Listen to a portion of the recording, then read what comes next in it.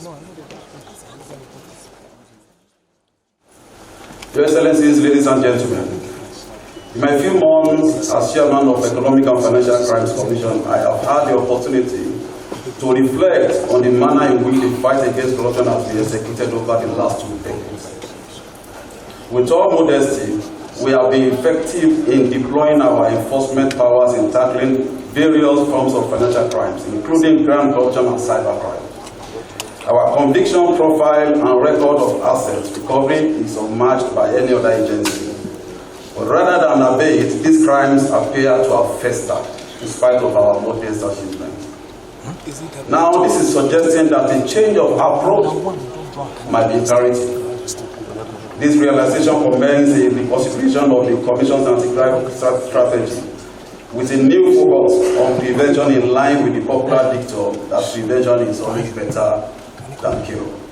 It is also in tandem with the recommendation of the United Nations Convention Against Corruption. Indeed, proactive implementation of the effective and coordinated policies against corruption remains the best guarantee for public security, economic development, and effective functioning of public and private institutions.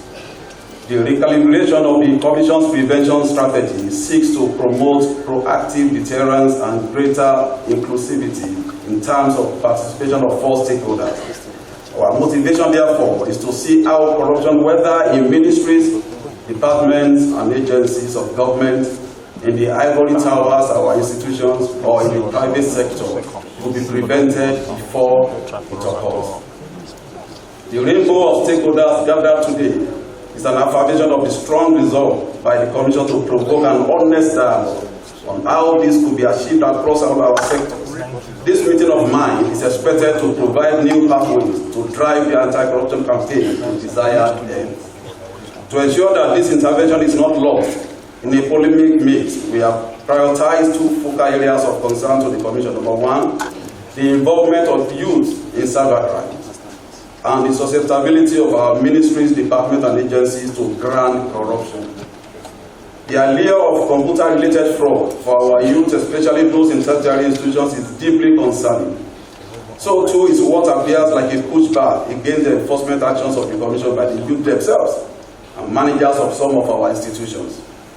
The danger of having a tribe of future leaders whose outlook in life is that of fraud and corruption are the stairways to fame and fortune is, however, too dire to treat with kid gloves.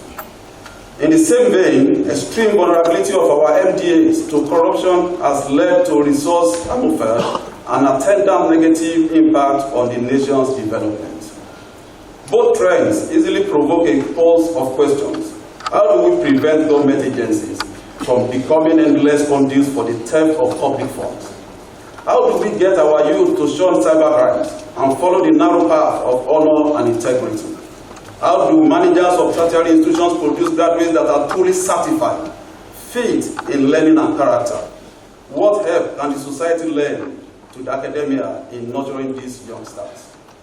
There are no easy answers to these questions, but I believe the managers of our academic institutions are central to the quest for answers to some of the answers.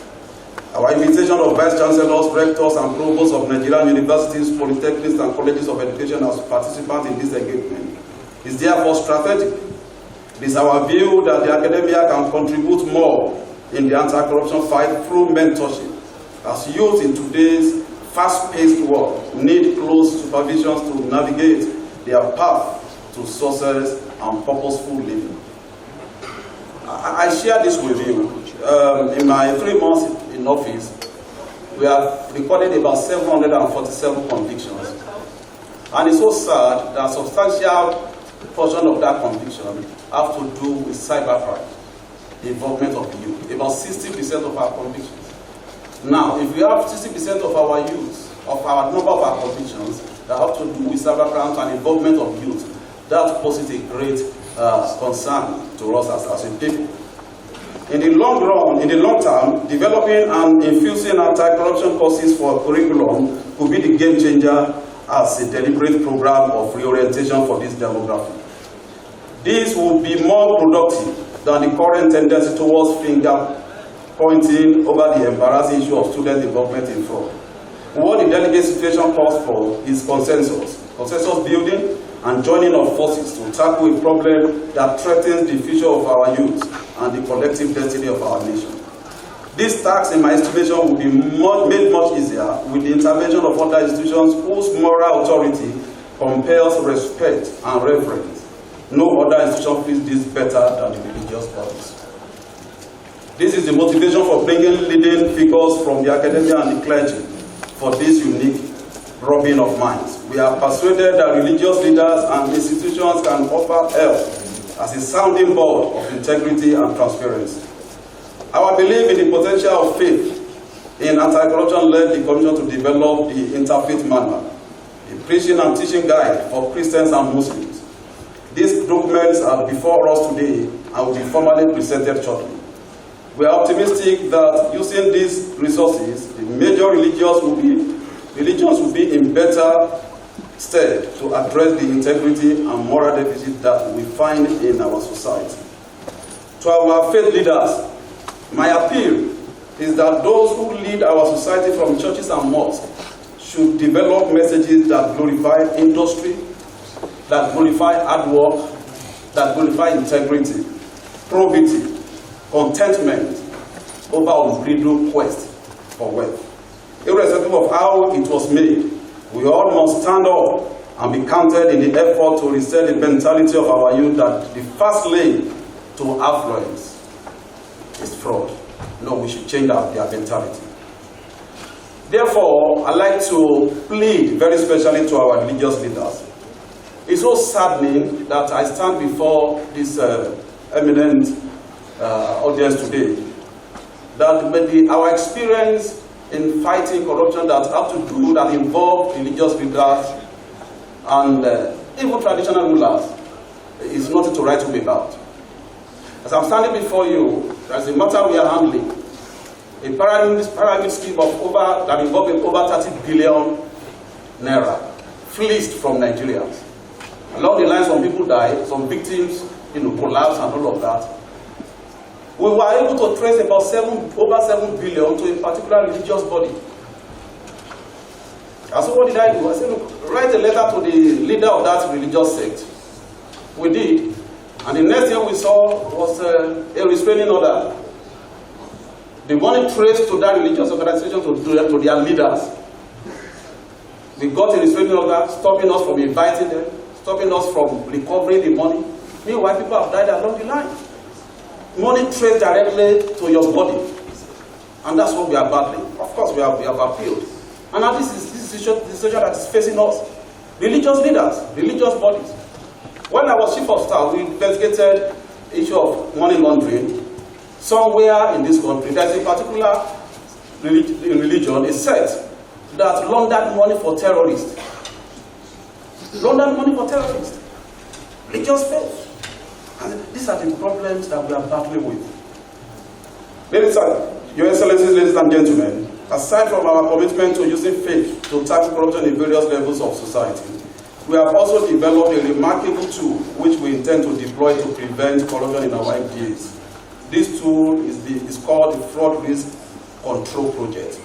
Now, this is not a replica of what our sister agency, ICBC, is doing, which basically has to do with the system study review. Now, what we are trying to do is to take it further.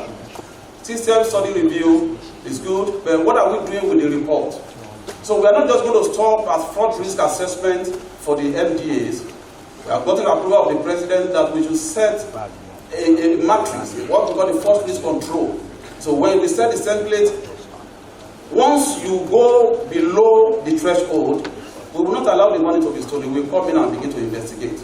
It costs less to prevent than to recover. That is the essence of the fraud risk assessment project we are going to embark on. Now, which is also being unveiled today, is meant to assist government agencies to address systemic vulnerabilities at the personnel, institutional, and environmental levels and take preemptive measures.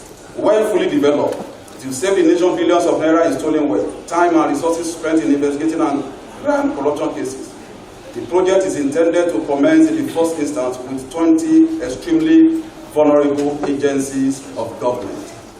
And I'd like to pray the indulgence of His Excellency, sir, that one of the institutions I've penciled down is the State House itself. So we are going to start our 4th assessment at the Villa. When we leave the Villa, we are going to the National Assembly. We are going to the National Assembly Service Commission. We want to look into what they are doing there, their contract and procurement award process. When we leave that place, we are going to the Federal Judicial Service Commission as well. So we're going to balance it before we start talking about the ministries. I'm trying to look out for the Honorable Minister of Works here. He's not yet, but after those 3 core areas, we are going to the Ministry of Works. We are looking at those who take the large chunk of our budget. We want to see what they do with that money going forward.